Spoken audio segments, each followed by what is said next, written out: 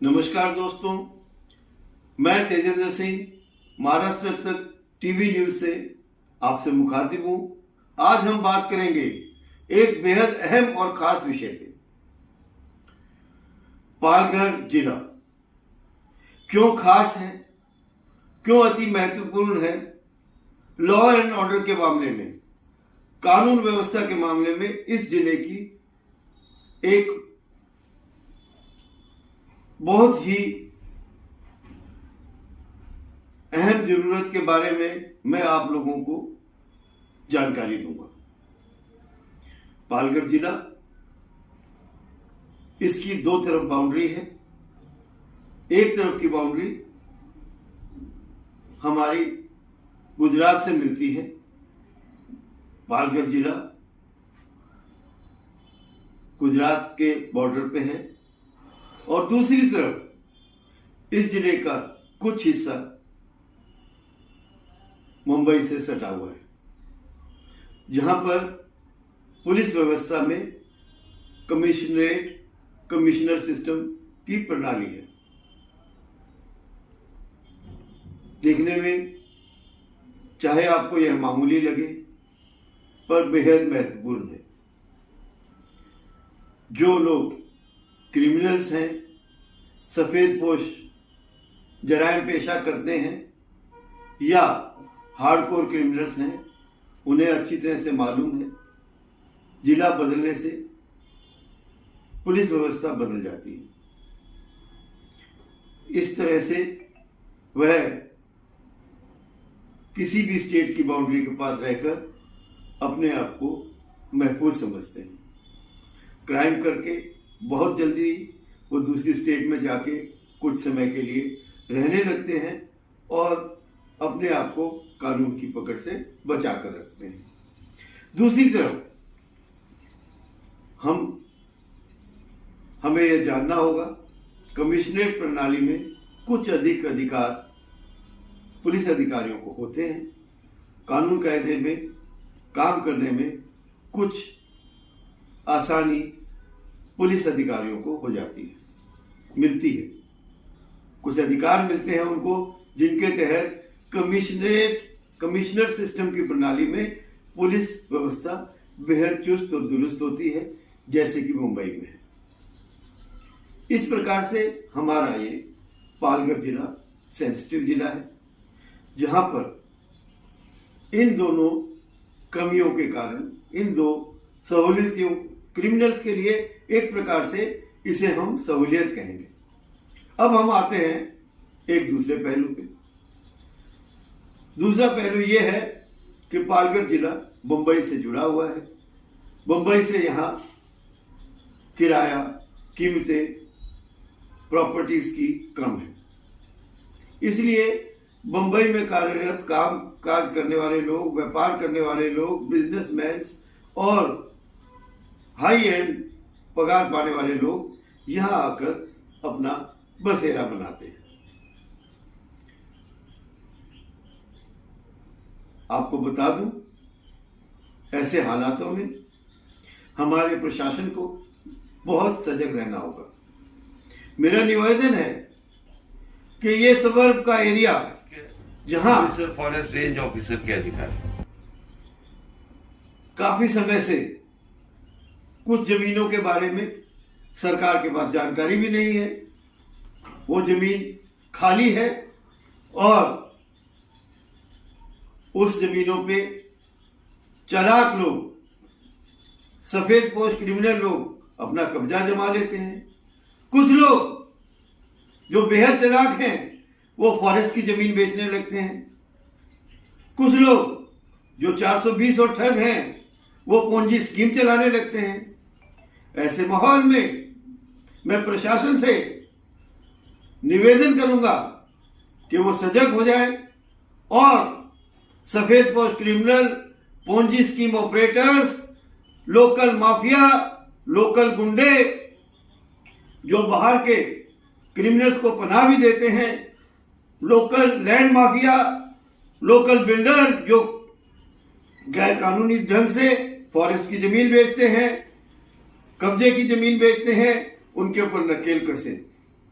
अन्यथा वो दिन दूर नहीं जब ये पैरेलल सरकार चलाने वाले लोग, मैं आपको बताऊंगा, बहुत से ऐसे लोग हैं जो पालघर, बोईसर और जिले के अलग जगह पे पैरेलल सरकार चलाने की कोशिश कर रहे हैं।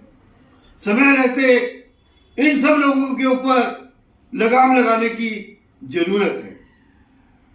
आइए हम अब आगे चलते हैं और आज ही जो माननीय रविंद्र चौहान द्वारा जनता दरबार ऑर्गेनाइज हुआ, उसमें आई कुछ शिकायतों के बारे में आपको बताते हैं, जिससे आपको यह प्रकरण, यह समस्या को समझने में आसानी होगी। नमस्कार, मेरा नाम मीरा गुप्ता है। मैं साई लोकनगर बोईसर में रहती हूँ। मैं 2016 में आई थी। अपना बच्चे लोग का भविष्य संवारने के लिए और यहाँ रहने के लिए आई थी। तो यहाँ मैं एक रूम खरीदी और बच्चे लोग का स्कूल में नाम भी डाली और रहने लगी वो रूम में। तभी कुछ दिन बाद मुझे आनंद नाम का व्यक्ति मिला। बोला कि यहाँ क्या रह रही हो गली में, मेरे पास जगह है रोड पे, चलो मैं देता हूँ, वहाँ अपना रहना भी और दुकान भी खोल लेना, मैं देता हूँ जगह। और इसके बाद हम लोग उसके बाद में आके अपना पुराना रूम बेच दिए। फिर उससे जमीन खरीदे तो फिर पैसा जो था वो उसको दिए और पैसा जो जरूरत पड़ा था अपना जेवर बेच के और कुछ रिश्तेदारों से मंगा के अपना घर तैयार किए। बीच बीच में वो लोग मुझसे पैसा मांगते रहते थे कि पैसा तो फॉरेस्ट वाले को देना है, तो इनको देना है, उनको देना है। जब तक मेरे पास पैसा था तब तक मतलब मांगते रहते थे और दी वो लोग को पूरा उनका की। और बाद में जब पैसा खत्म हो गया तो लोग बारी बारी से मेरे साथ शोषण करते थे। और इसके बाद कुछ दिन जब मैं वहाँ रहने लगी तो वहाँ से मुझे ये लोग धमकी दे के भगा दिए, घर से बाहर निकाल दिए।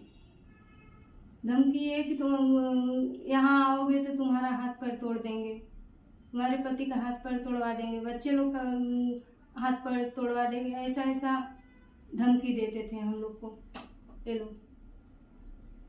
फिर मैंने पुलिस चौकी में कंप्लेन डाली वो लोग के नाम से।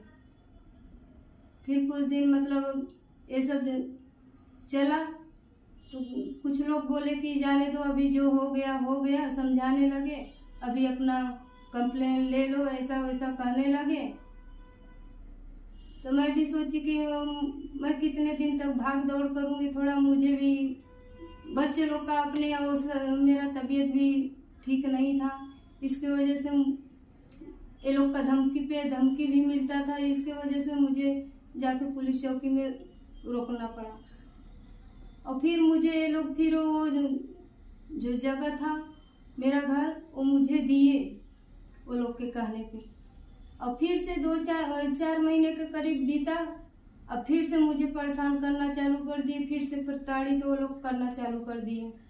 मैं जाऊं तो जाऊं कहाँ, मैं इतना एकदम टेंशन में, हमारे बच्चे हम लोग इतना परेशान है कि पूछो नहीं। रात में दिन में कभी भी वो लोग आते हैं, गाली देते हैं, मारते हैं।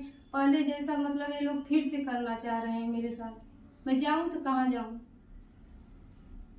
और बच्चे हैं ना तो मैं जी सकती हूँ, ना तो मर सकती हूँ। मैं करूँ तो क्या करूँ?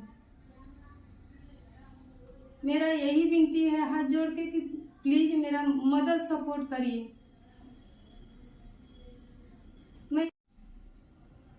मैं प्रशासन से यही चाहती हूँ कि मुझे न्याय चाहिए।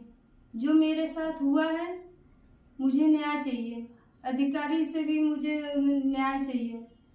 मैं यही चाहती हूँ कि जो मेरे साथ हुआ है वो किसी के साथ और ना हो। जैसे मैं फंसी हूँ और किसी को फंसाया ना जाए और ना कोई फंसे।